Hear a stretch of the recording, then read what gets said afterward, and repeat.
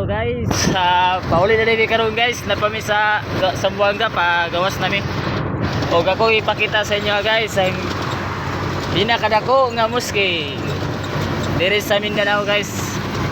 Pinakanindot yun siya gid.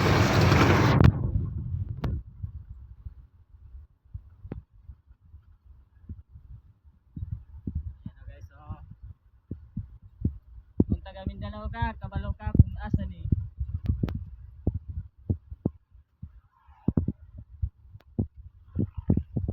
Ayun guys, ayun na yan. Yan guys, oh. Ayun. Pinakadako nga muski guys sa tibok Pilipinas.